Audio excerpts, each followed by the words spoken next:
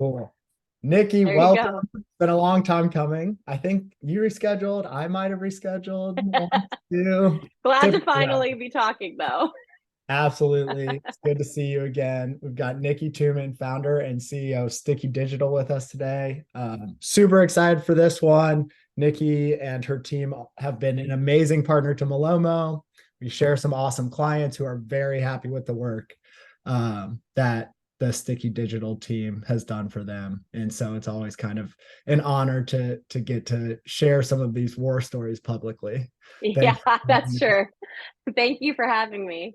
Yes, of course. I think was it Shoptalk this year when we met in person? Yes, in person. So we met at Shoptalk at one, I want to say it was your event that you guys were throwing, Yeah, right? the super freak one.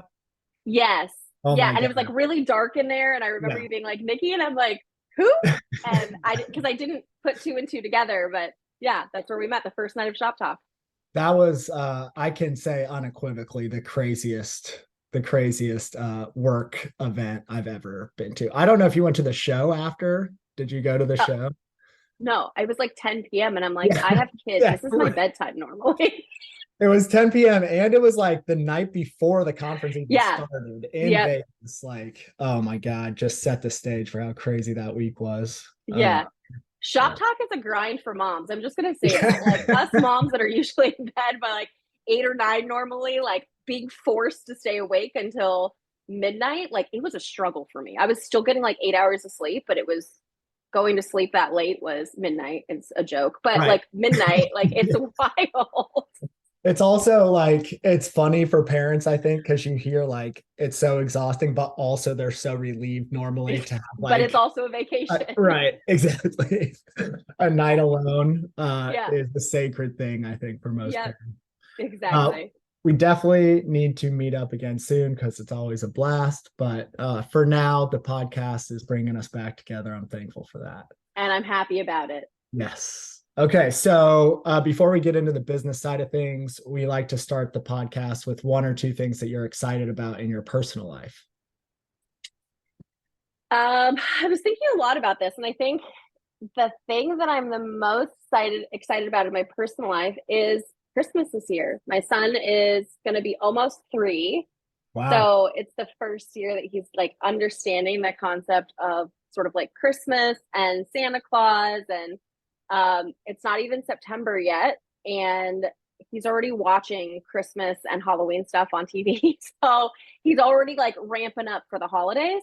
So I'm the most excited about that, having him. And then last year I had a newborn, and so she's going to be 1. And yeah, it's just really exciting to think about spending time together as a family. And he makes me laugh every single day as it is already. So really get to like enjoy the first Christmas of him like knowing and understanding what's happening.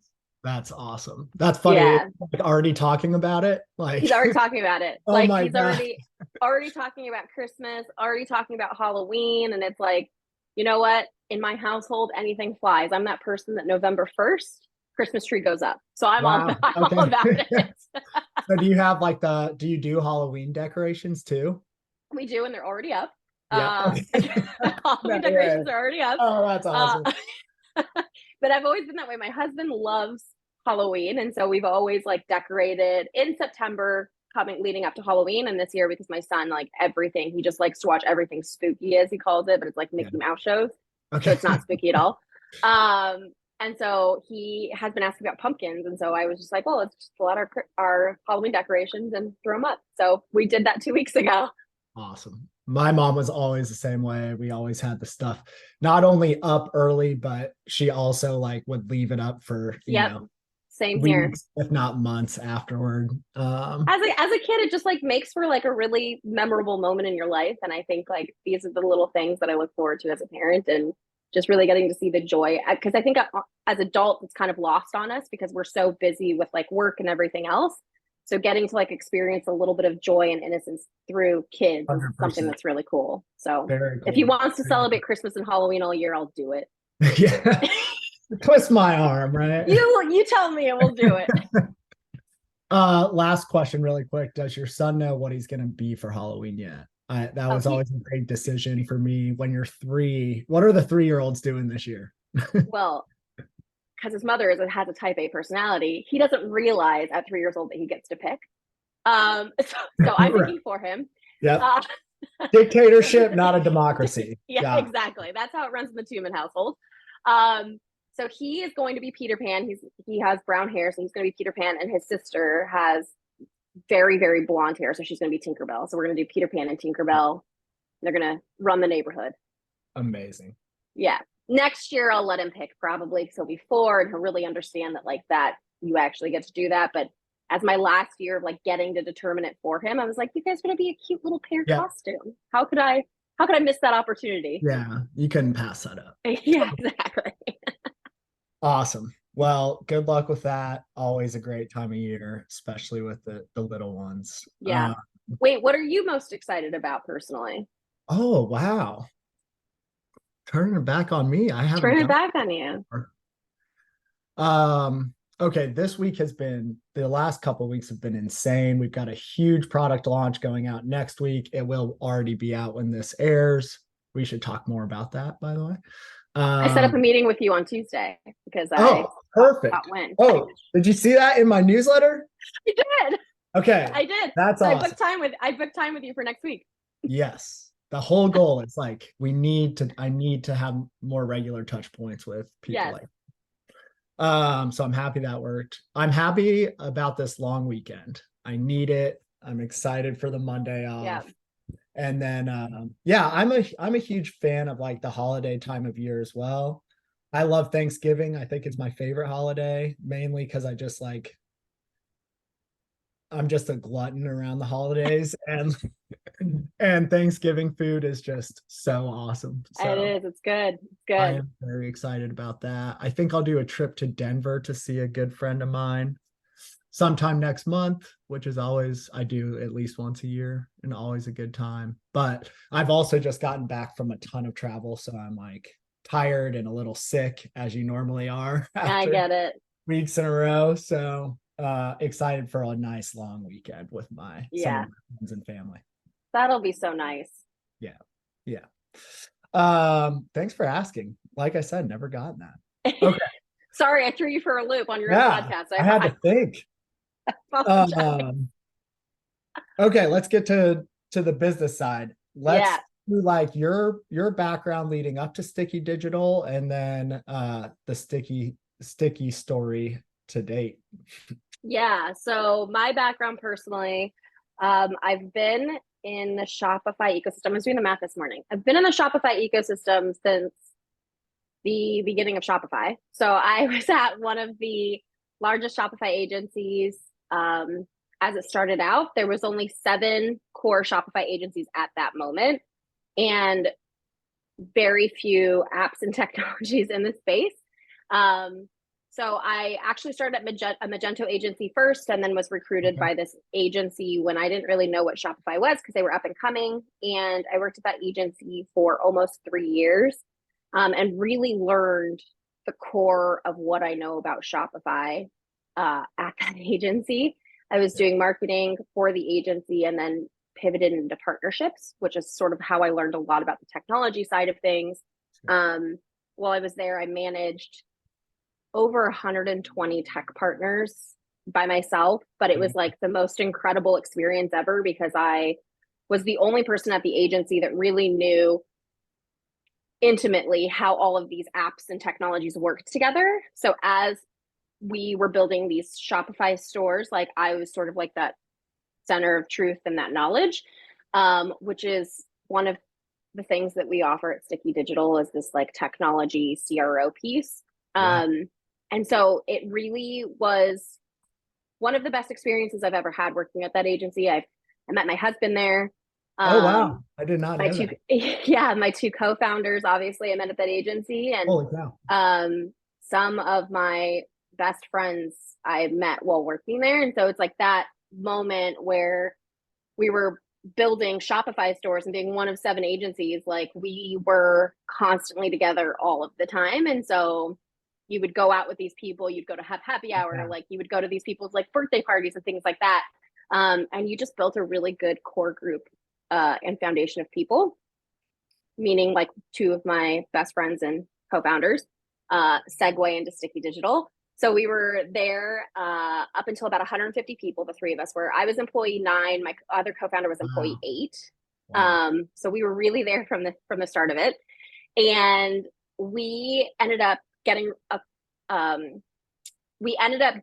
poached by another Shopify brand incubator. So it wasn't an agency per se, but it was like a brand incubator where they were building Shopify stores. And they actually poached about 7 BVA employees. And myself and my two co-founders were 3 of the 7 that they poached to come build Shopify stores for themselves. So Interesting. we did everything from like supply chain to like really coming up with the development of the product all the way through like the marketing piece. So we had people that were doing paid ads. We had people that were running like the retention marketing piece. Blake Imperial, who is in the he was on. We recorded with him yesterday. I'm not even kidding. We hired Blake. No way. Okay. On our brand new, yeah. So Blake, that's how we first met Blake. Oh my he was gosh. just starting in the ecosystem. And we sort of like all were learning retention together at the same time. Incredible, very smart guy. Can't say enough great things about him, but so we met him there too. And so we were building these like Shopify brands. And after doing it for a little bit, we just kind of like looked at each other and we were like, there's a big hole in the ecosystem, this like retention piece that we're focusing so much for on these brands. Like nobody else is doing this. And so that's where we decided to like leave and start Sticky Digital. And we made it our sole promise to each other as co-founders that we would stay true to retention marketing and we wouldn't do any of these other service lines because we wanted to be really good at this one thing. So that's sort of like how Sticky Digital was born almost 4 years ago, coming in December. And yeah, we do retention marketing. So email, SMS, full journey of the retention marketing cycle. And we also focus on CRO, about like helping your website convert customers, which is like that tech stack app piece. So yeah, it's like I can't say enough good things about it. We've been around for 4 years and we're just having a really good time doing retention marketing and staying true to that. Okay, I have so many questions. Yeah. Please shoot away. Okay, first of all, I'm curious, like for me personally, this is a little bit of a selfish question, but going from marketing to partnerships, were you actually, let me take a step back. Going from Magento agency to Shopify, like that seems like it was a crazy leap back in the day. What sort of like, was it the sales pitch that this agency gave you on why you should come over? Was it a financial kind of situation? Like how did you make that crazy leap? I remember this like this was yesterday, actually. I got a message from Dylan Whitman, who was the CEO of BBA. And I got this LinkedIn message from him. I had never heard of him before. I'd never heard of the agency before. And he was like, hey, we need somebody to do our agency marketing. I was doing agency marketing for this Magento agency. Okay. And so he was so you were marketing the agency, the agency itself. Yes. Got it. So I was doing like stuff on the website. I was doing like newsletters. I was doing the email marketing for the agency itself. And he's like, hey, we need somebody to do agency marketing. Would love to talk to you more about it. And I like went to the website of the agency of BBA and I was like, it's a landing page. Like there was literally nothing on the page except for a couple of like a background of New York and a couple of faces, course. I think like Dylan's face and Annie Winger's face and Kyle Woodrick's face, because they were all part of the team. And I just remember like looking at it being like, what is Shopify? Like, what does this do? And I remember leaving Dylan on red for like a couple of weeks because I was like, I couldn't make heads or tails. And I remember Googling it, like BVA, BVXL, Shopify, like, what is this? And finally, I just reached out back out to him and I was like, there was something about his message and then the lack of what I could find that really made me interested. Yeah. And he was just a straight shooter. It wasn't, he didn't try selling me in the LinkedIn message. It was literally just like, we want you, come work for us. He hasn't changed, by the way. He hasn't changed at all. He hasn't changed. And when I went to go meet him, that's exactly how my interview with him was too. It was just it was conversational. And he was very much just like, look, like, I don't want to hire somebody that I have to like watch all the time. I want to hire somebody that is just good and a hard worker.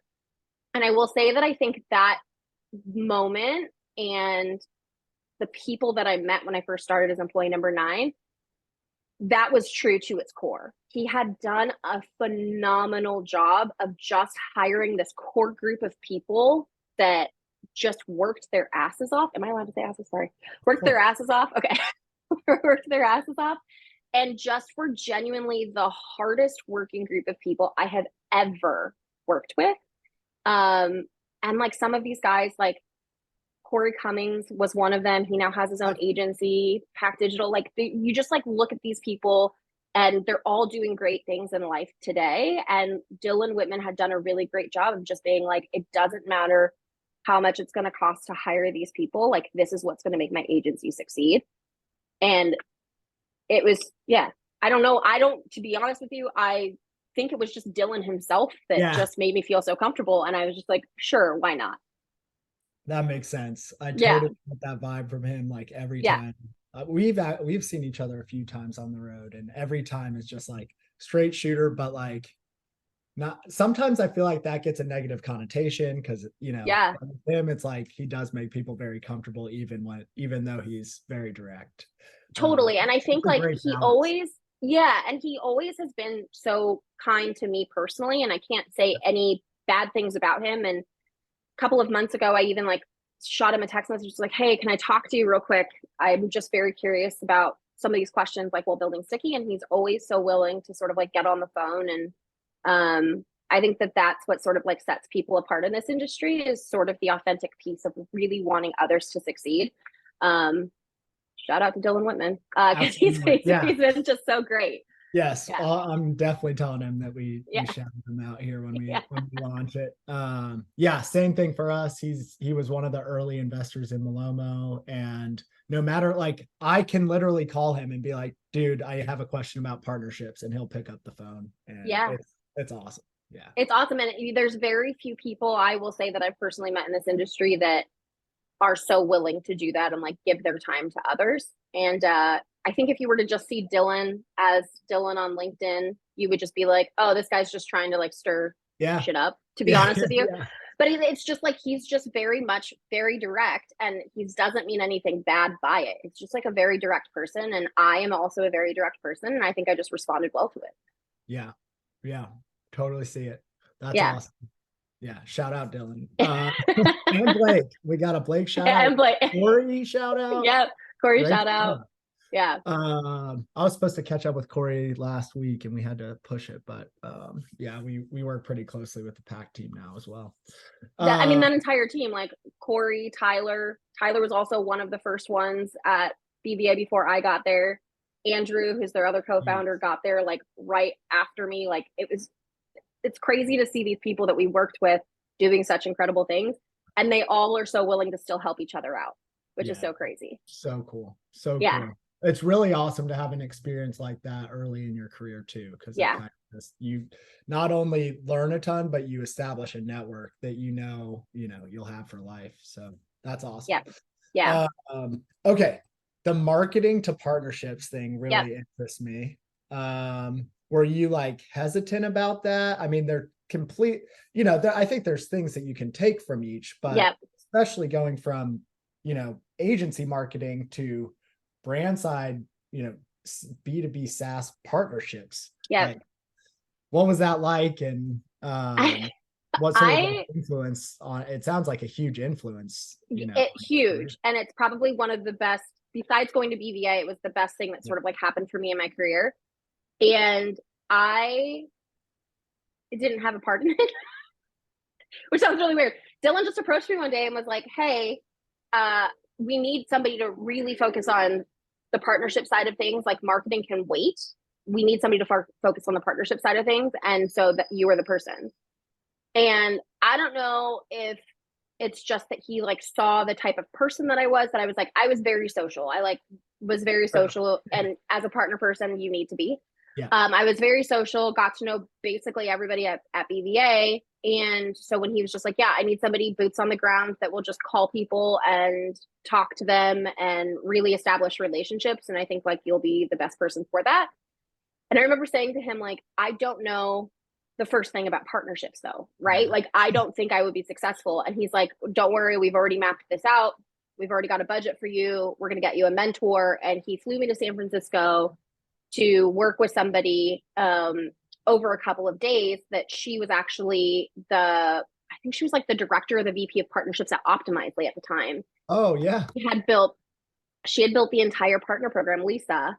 And so I sat with her for a couple of days, and she just sort of like helped me understand what partnerships was and how you truly map a good partnership and what that looks like.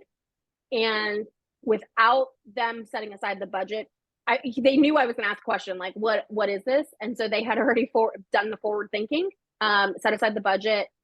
And literally, like, I think a week or two later, I was like on my way to San Francisco to go beat her and put the program together.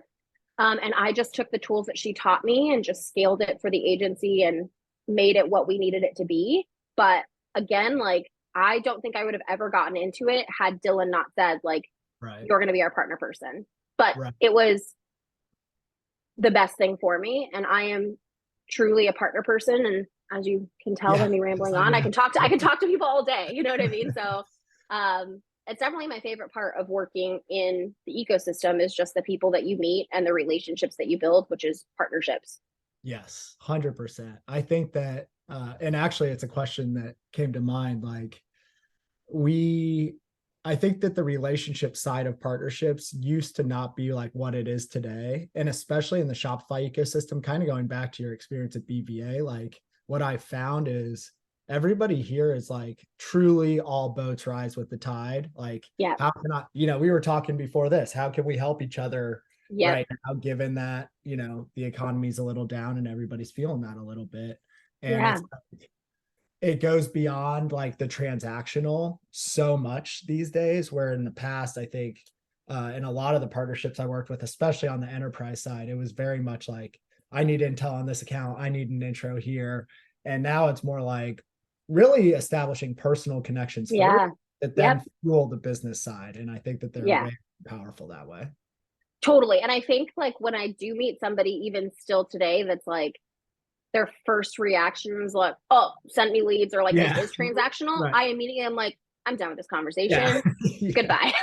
like you don't want to know me or my business or like how this started. Like, we have no need for you here. And I think that's just, you're so right. Like it really has become personal, but to me, that's what makes me tick. And I love getting to meet people and learn about them. And I'm one of those people that like, I have a really great memory. And so, and I will, my husband hates this about me, by the way. He hates the fact that like I can remember conversations from 5 years ago. You're like, well, you said this. Exactly. On Christmas Eve, 1994. And exactly.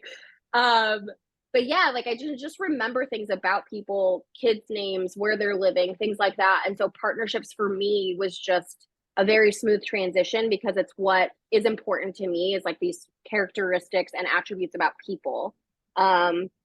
Which I think the reason why I'm so good at retention marketing too, because you have to know like the attributes and characteristics of people.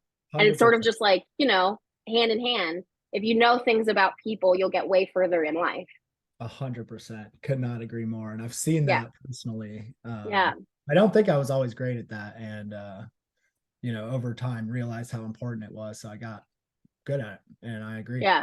Okay. I'm curious really quick, and then we'll move on from this, but I'm like, BVA being one of the first Shopify agencies and thinking about partnerships, like they were way ahead of their time in that regard, because some agencies still haven't figured out the value of partnerships, right? Years and years later. Was like, what was the goal of that role back then? Was it to bring in revenue from tech partners? Was it to get like better deals from tech partners? Was it to get rev share? Like what? How did you think about that role back then? I think for us, like it wasn't necessarily the rev share piece. It was more just like it was as Shopify was sort of like on the precipice of exploding, right? Like everybody at that point was hearing Shopify. And so everybody was trying to think about making the leap from Magento to Shopify. So it was really for us just to get in front of as many people as possible on the partnership side of things, to be like, if you have somebody that's thinking about going from Magento to Shopify, think BVA. So it's more just like getting in front of people to have our name there so that the leads would come. And they did. And we had amazing, like our first partnership was Yotpo. Like they were JD, who's now at Loop. Yeah. He was their singular partner person at Yotpo. And so him and I sort of just established this relationship, and he would send anytime he had heard that somebody was looking to go from Magento to Shopify, he was like, up BVA, BVA, BVA. And he was such an amazing advocate. And JD and I are still really great friends to this day and text each other, even though we've like sort of like gone and doing our own things. And yeah, it was really just to get our name out there. And with that, the leads followed. And then obviously the rev share also followed, because we were then able to start passing leads back. And by the time I left, I was doing partnerships for about 2 years there. And by the time I left, we had turned the partnership program in just rev share into a 6-figure business, like line for like, it was stupid how much money we were bringing in, because we were referring out so much business, because we were getting so much business in. Right. Yeah. That's awesome. I feel like for the big agencies who have cracked the code on partnerships, like for some of them, I know this for a fact, their leading source of revenue month over month is those referral kickbacks. Yeah. Partnerships. Real quick JD story, because it's tonight, which we're recording on August 31st. He texted me like 2 weeks ago. He's like, hey, I have a buddy moving to Indy. Can you take him out and show him around? So tonight I'm taking his buddy out that I've never met, know nothing about, out and about on the town in Indianapolis. But JD doing the Lord's work, connecting people with people. Exactly. Connected. Yeah. Ultimate connector. Yeah, exactly. That's awesome. So, okay, I'm curious. You mentioned Yotpo. Are there any apps that you worked with back then? And then I'd like to get a little bit more into the partners today, but any apps you worked with back then that you still know and love and work with today? Yeah, Recharge. We also worked with Recharge a lot. So Recharge, Yotpo, Klaviyo was up and coming when I was there. So they were still, people were using Klaviyo, but it's not on the scale that it was now. We had a lot more people sort of like using Bronto and tools like that. So it was sort of towards those tools. But I will say, I think the two that we use today that we still use are Yotpo and Recharge. And then sort of the tail end of like when I was leaving there, and then when I was at the brand incubator, there's also these other ones that have sort of like come up that we used then, like the Attentives and things like that, but those weren't around when I was doing partnerships at BVA. Right. Okay. Makes total sense. What do you typically use Yotpo for? Because now they're consolidating all the different tools under their belt. Yeah. So what are the ones that you actually leverage?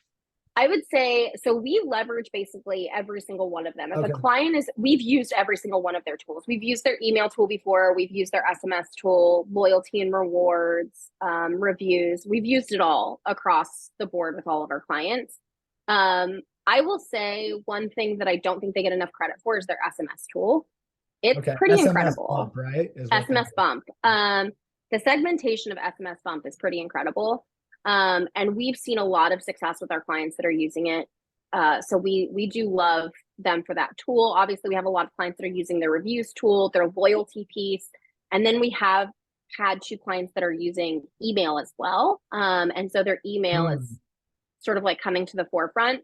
So I think that they are building some really great tools. And I think that people know them as reviews and loyalty and aren't really giving them the opportunity for, and their subscription tool too. We have a client that's using their subscription tool as well. So we're always willing to try it out if we have a good relationship with the tech partner, because we know that Yotpo isn't going to build something that's bad.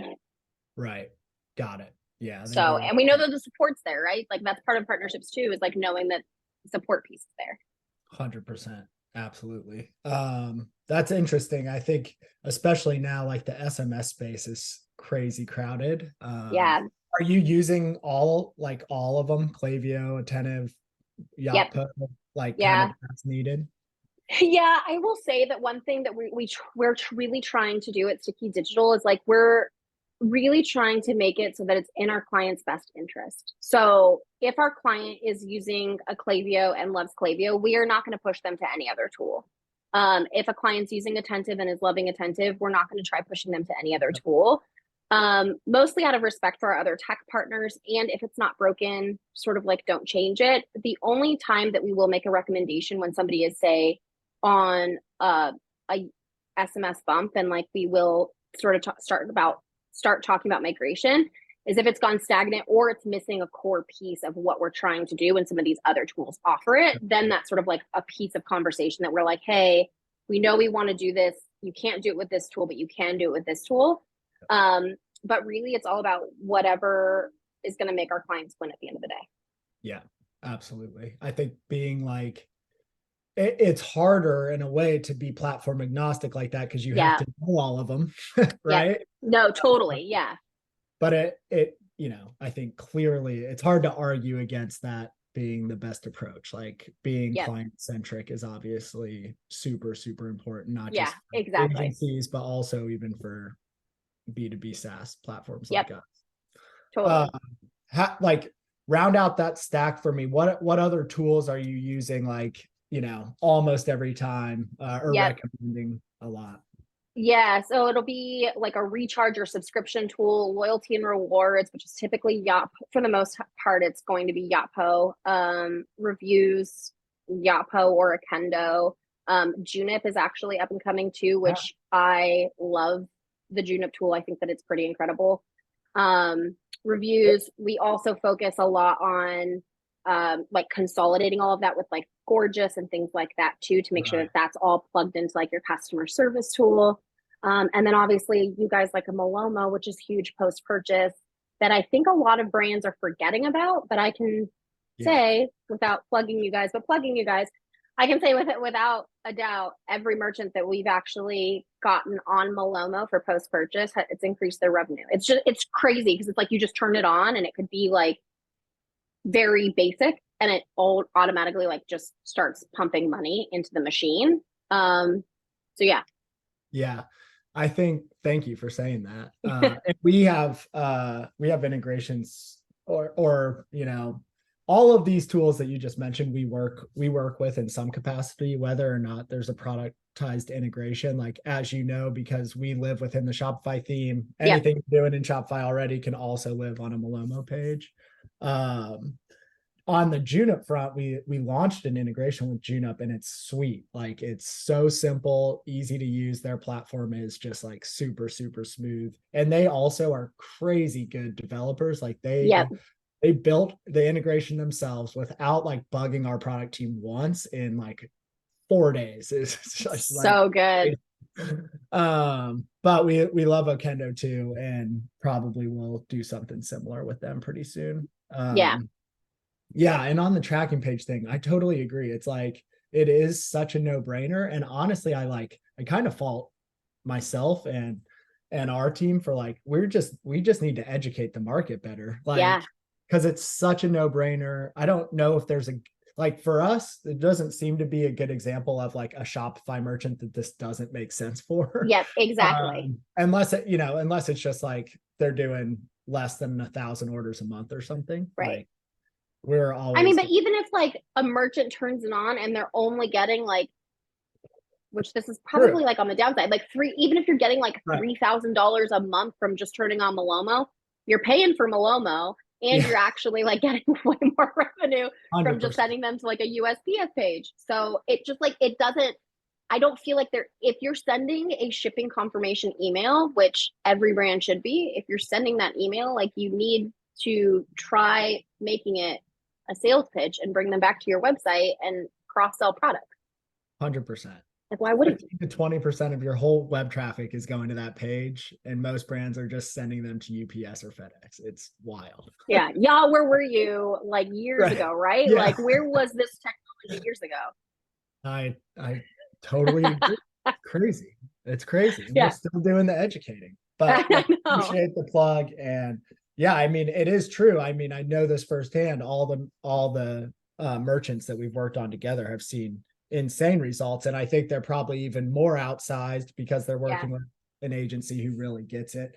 and not only gets why tracking is so important, but how to plug in the rest of the stack to drive, your retention marketing experts, which is where I want to go next, leveraging the entire stack and all the other initiatives that you're driving retention through in that post-purchase journey is where we see the best results for sure.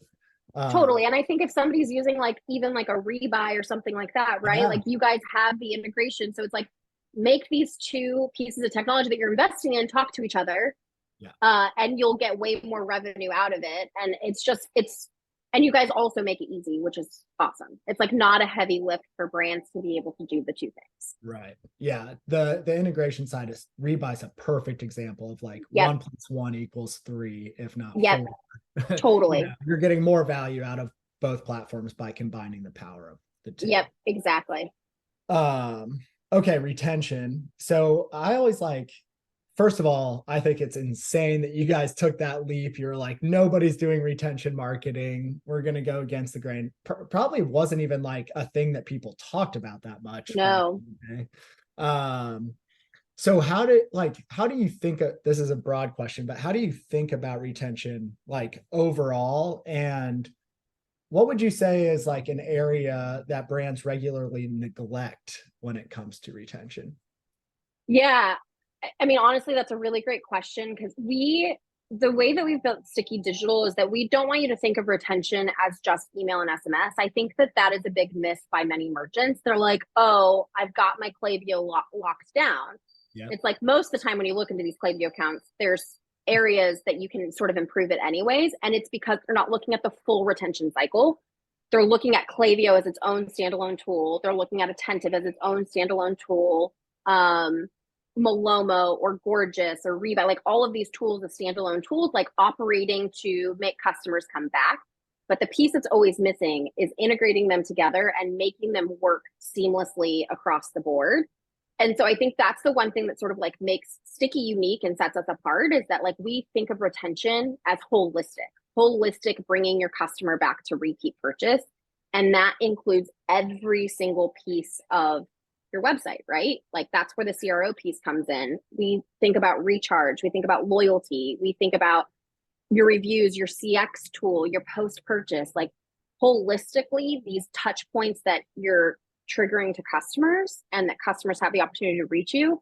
And you have to tie them together in order to make them work well. Otherwise, you just have freestanding tools and you're missing opportunity. And I will say that is the biggest thing that merchants neglect is tying them all together and make sure that cohesively their messaging stays consistent and you don't over message people when you have all of these additional tools.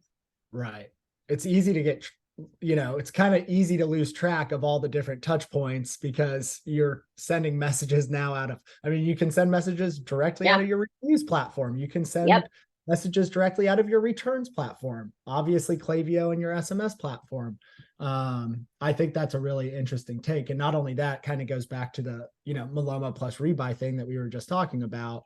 By integrating all these things across the board, not only do you have a better view into everything, but you're making all of the tools more powerful as a result of, them playing seamlessly together, which they all do because they're all built on top of Shopify. Yeah. Right? Yep, totally. And I think that merchants just don't think about it. They're like, oh, I have all of these tools, so I'm good. But it's if you actually peel back the onion and you look at how many messages your merchants or your clients are getting from you because of all of these tools, about consolidating them and adding messaging or whatever, they're probably getting an absurd amount of emails from you that could be prevented by just tying these tools together. Right. So would you say when you bring on a new client or you do an audit, which I know you're offering for free right now, which is awesome. Yeah. Is that the first thing you're doing, going into Klaviyo and just seeing where are the gaps right now? Is that sort of one? Yep, exactly. So digging into Klaviyo and sort of looking at the gaps, obviously your flows and sort of looking at your flows in general for how they're performing, but then looking on the customer profile level and seeing how these things are triggering and how clients are actually or customers are actually receiving them. So we just did this for a client recently and we dug into one of their customer profiles and somebody made a purchase and they purchased and they still got an abandoned cart. And then immediately after they purchased, they got a reviews. And then immediately after purchase, they got a shipping confirmation. And they literally got 7 emails within a 2-day period. And I was like, this, and I don't think you realize that it's happening as the merchant because you're not digging in profile level. You're like, oh, this seems like this trigger is set up appropriately. This trigger is set up appropriately. But when you look at it holistically as a customer, you need to like take a step back and go like, holy shit, I've just sent my customer 7 emails in a 24-hour period because they've purchased. And now you're pissing off the person that's bringing revenue to your company by sending too many emails. So yeah, it's like one of the first things that we do because I think it's so missed on sort of like the granular level. Yes, man, that is such a great like tactical example and something that I like personally I haven't thought about, which is, looking at flows is one thing, looking at, actual customer engagement on a one-to-one level is a whole nother. On the level of like recent client project, any in particular that you're like super excited about that you've recently worked on that you can talk about? I'll just say, I always say this. One of my favorite accounts to work on is our client U Beauty, a mutual client of ours. Yeah. U Beauty. And I'll say that they're one of my favorite clients. They were actually one of our very first clients ever. So we've worked with them now for almost 4 years. Oh my gosh. Is that like a retainer thing or is it like projects will come up and they come back? Retainer. But Wow. 4 years we've just worked with them. And I will say like their product's incredible. So I have full faith in the product. Yeah. The team I've never met such a group of amazing minds. It kind of reminds me of my BVA days where like you just work with some really incredible minds that like they've hired really amazing people to do these different pieces of their business. And it's so much fun to work with them on a daily basis. So like our relationship that we have with them, I think is like very unique and it's less like agency brand. Like we really genuinely feel, and they treat us like part of their brand. Yeah. And it's so helpful. And they bring us into a lot of conversations that maybe you typically wouldn't bring a retention agency into because they know that it will down the line have an impact on what we're doing. But they're so fun. Like they're fun to work with. The product is amazing and the people are just insanely smart. I walk away every single week learning something new from somebody on their team. That's awesome. I'm on their site right now. It's lovely. I know what their tracking page looks like. I remember when we launched it, but yeah, that's a great shout out with that brand. Yeah. So if you know anybody that needs skincare, I use it personally. And I will say my husband also uses it. Really? My co-founders use it. Oh, the men can use the regular like moisture. It's I can't say enough good things about it. It's incredible. When I run out of the product, I literally like message their team being like, hey, my face doesn't know what to do right now because it's out of your product. It feels homeless. Like my skin just needs some love. Their product, I've never experienced like a skincare product like theirs. And so that's also one of the cool things about working with them is like we genuinely believe and use the product ourselves and we love it. Yeah. I love that because it's like you got the product, which is huge. The relationship, right, is another thing that I think probably gets lost in translation. Like, yes, every agency says like we're a true partner to the brand. That doesn't always happen. Even when you try to be, sometimes I think as an agency or a merchant, sometimes it just doesn't work out that way. So it's awesome. It's awesome when it does. Yeah, they genuinely treat us like we're a part of their family, and like it's the warmest feeling. Like meeting, like we still talk to the founders, and like they're just an extension of your family. It's incredible. Awesome, love it. I can't say enough good things about them. Rapid fire. Black Friday, Cyber Monday's around the corner. We talked about it a little bit before we started recording. What is 1 or 2 things that brands should be thinking about leading up to this holiday season? Start your efforts early. So last year we saw like sales starting in October, but if you saw the sales starting in October, you needed to start your sort of like retention efforts well before that. So like if we're already looking at coming up to September, like we need to figure this out today. So make sure that you know what your deal is, make sure that you have all of your retention efforts set up on site. So whether that's your exit, your entrance, like your messaging, getting people to make sure that they purchase from you on Black Friday, Cyber Monday is going to be huge.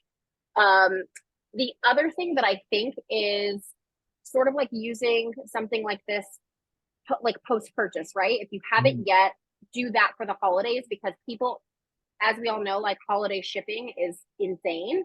Right. So sort of like use that as your mark, and you know that. So install something like Malomo today so that your client or your customers are constantly coming back to your site when they're looking at where their package is to make sure it gets there on time, so their mom is gifted. Yes. Great ideas. Yeah. Not that I'm biased, but no, but seriously, we talk about this a lot. Like, you know, brands are going to spend more money this year, and it's, you know, it's not that it's a special year. They're going to spend more money next year and the year after. Yep. Every year it gets more expensive and excited to acquire new customers.